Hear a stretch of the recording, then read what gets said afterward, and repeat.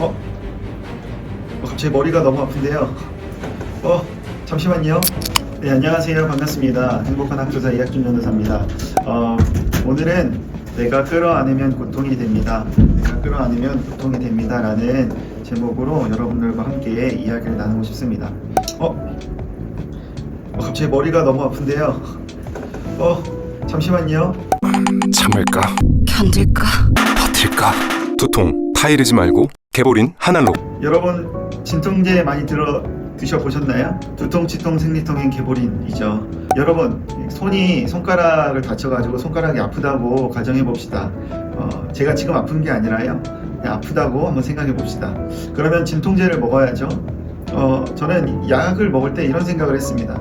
진통제로 제가 이 약을 먹습니다. 이 약효가 이 손을 안 아프게 하잖아요. 이 손가락으로 약이 들어가는 걸까요? 아니면 이게 아프다고 느끼는 뇌에 약을 주는 걸까요?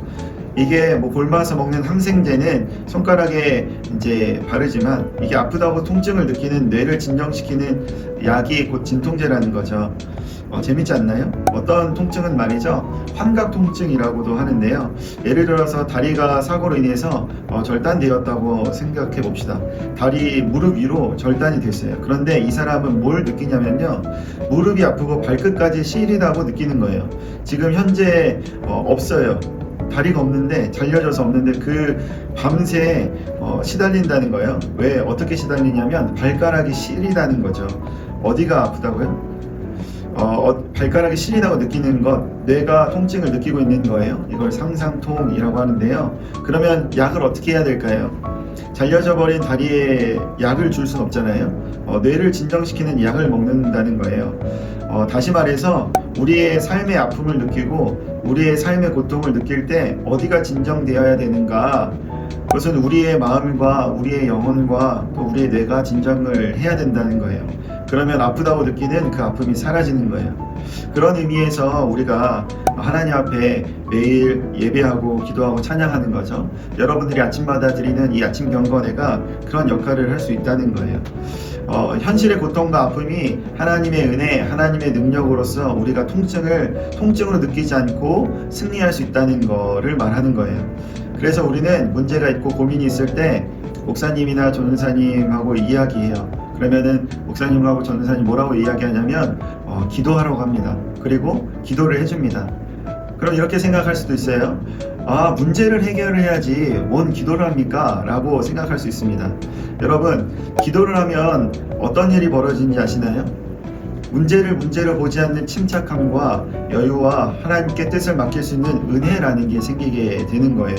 그렇게 해야 우리가 모든 문제에 믿음으로, 기도로 하나님과 함께 승리할 수가 있는 거예요. 아까 말한 그 진통제가 어디에도 듣는지 아시나요? 일본에서 실험을 했었답니다. 이별의 아픔을 겪은 사람이 있어요.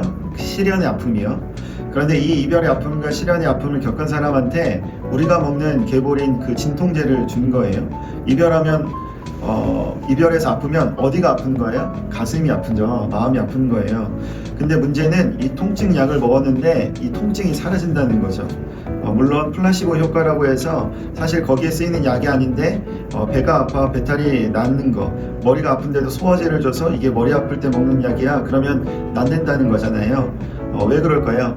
뇌가 착각을 한다는 거예요. 이 말은요, 우리의 뇌도 주의를 환기시키고 분위기를 바꾸면 문제로 보지 않는 능력이 있다는 거예요. 이러한 신체적인 모든 모습과 모양과 성격은요, 하나님이 우리에게 주신 거예요.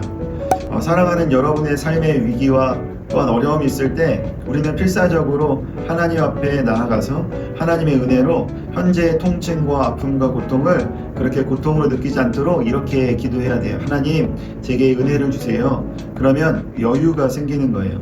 그렇게 어려움과 고통을 하나님께 맡길 수가 있게 되는 거예요. 여러분의 고통과 아픔, 힘듦과 시련, 무거운 짐을 하나님께 한번 맡겨보세요. 기도해보세요.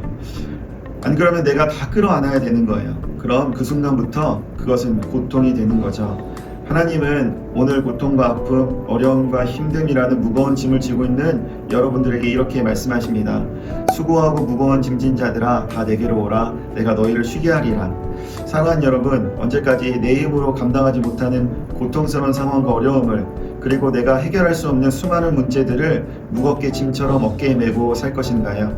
이 모든 무거운 짐을 이제는 이 세상을 창조하고 계획하신 하나님께, 그리고 나의 인생을 선하게 인도하실 것을 결정하신 하나님께 내어 맡기며 기도해 보는 것은 어떨까요?